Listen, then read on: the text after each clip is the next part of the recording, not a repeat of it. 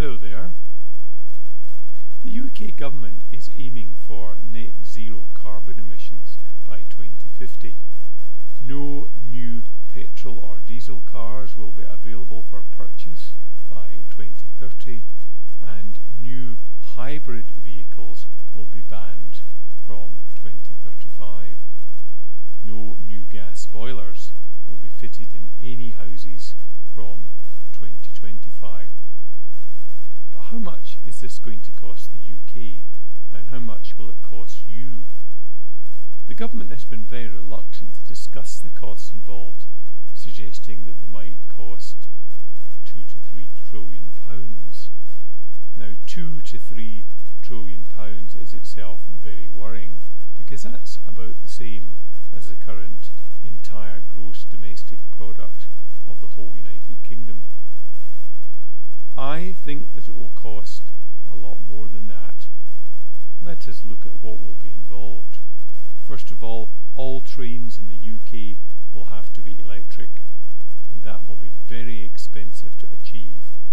At present, only 38% of railway track in England and Wales is electric. In Scotland, it is only 25.3%. So, vast expenditure will be required to meet this target, and I can guarantee that it will take longer than expected and cost far more than predicted. Most of the UK's rolling stock will have to be replaced. If all trains, cars and heating systems are to be electric, then there will need to be a tripling of energy generating capacity. Yet the government has been busy closing down coal-fired power stations, in some cases demolishing them, when it would have been wiser to simply mothball them, just in case they're needed in the future. In order to accommodate a tripling of energy generation capacity, all energy transmission cables in the UK will have to be replaced at enormous cost, and every street in the UK will have to be dug up to allow the installation of heavier cabling. The cost, both to the individual and to the country, will be enormous.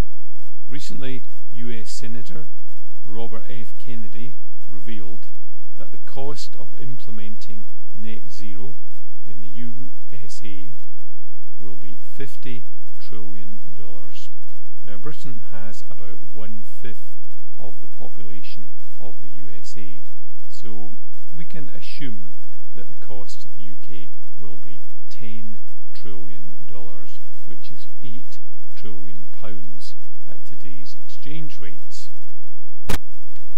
And remember, the government has no money of its own. It either has to raise the money through higher taxation or else borrow it. There is also the cost to the individual homeowner to consider. The government is trying to play this down, saying that heat pumps only cost £1,300. Now, it is true that the pumps themselves may only cost perhaps £2,000 to £3,000, but there are so many other costs involved.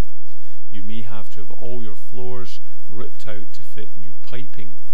Larger radiators will have to be installed, because the hot water generated by a heat pump isn't as hot as that produced by a gas boiler. To have a hot bath or shower at an acceptable temperature, you may require a separate hot water tank with an electric immersion heater. You're going to have to do a lot of building work inside and outside your property. You will have to find space to put the heat pump, and they will be almost impossible to fit in blocks of flats and old houses. They take up a lot of space and are very noisy. Recently I saw a letter in a newspaper written by a homeowner who had got a quotation for the fitting of a heat pump to his 4-bedroom house. The quote was for £100,000. So I would guess that for a 2-bedroom house the cost might be maybe £60,000 or £70,000. But remember that in addition to a heat pump, you're going to have to do the following to meet the latest standards on energy efficiency and obtain a satisfactory energy performance certificate. You're going to have to replace all your windows with expensive triple glazing, even if you already have double glazing.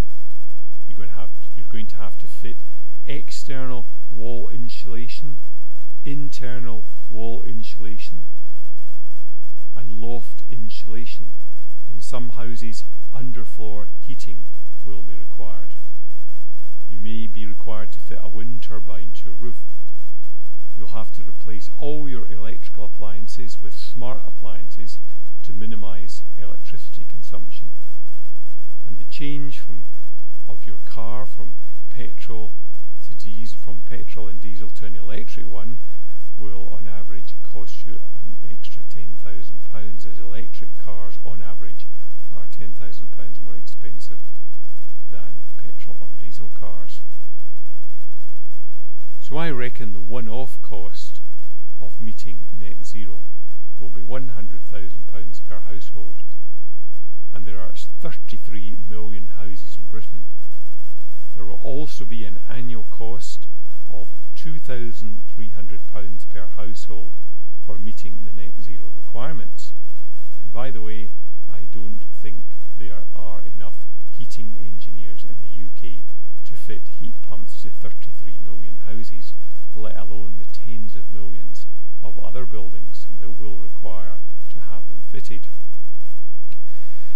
Recently there was a survey in the USA to gauge ordinary Americans' attitude to net zero, and it showed that most Americans would be willing to pay some money towards net zero, but only if it did not exceed $1.70 per week.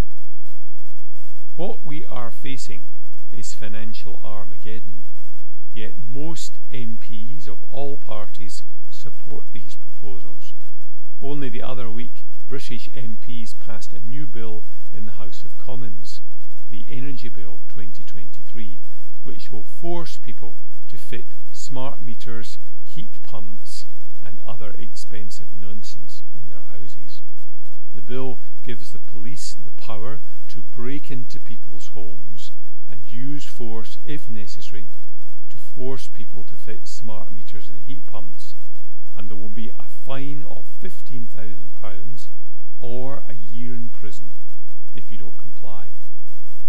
Who needs the Gestapo when you've got the climate change police?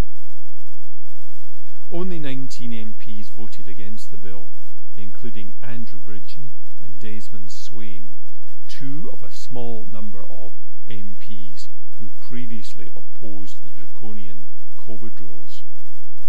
Now, some of you watching this video may think this is all a conspiracy theory, but it is fact.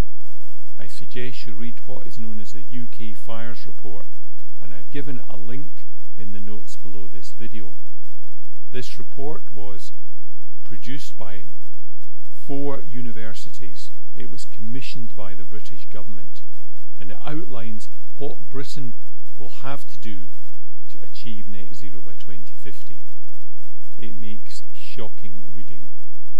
Most airports in the UK would have to close down by 2050, so holidays abroad would become a thing of the past. Most farming would cease because climate change activists believe that farms are responsible for a lot of carbon and methane emissions and use nitrate-based fertilizers, which they don't like. Everyone would have to eat a vegan diet. Meat and dairy would be banned. There would also be a question mark over the production of iron, steel, glass, cement, concrete and bricks, because these industries are all associated with huge carbon emissions. New houses would have to be built of rammed earth. We would literally be living in mud huts. And production of most plastics would cease, of oil production stopped. The report makes depressing reading, and it's strange that it received no coverage in the British media. I wonder why. The only glimmer of hope is that these net zero measures may face considerable resistance. I've been very heartened by the very effective popular uprising against the ridiculous ULEZ scheme in London. Let us hope that more and more people wake up to the reality of the horrendous cost of net zero and get rid of our useless politicians before it's too late. Britain is on the highway to net zero hell, and it's time we put a stop to this nonsense. Thank you for watching this video. Please share it widely. The points I have made in this video are discussed at greater length in this book, which you can buy from Amazon. It's called Why I Will Never Buy an Electric Car, and I wrote it. And it's available as a Kindle book for just 77p, and I've put some useful notes and links in the text below this video. Bye for now, and I will speak to you soon.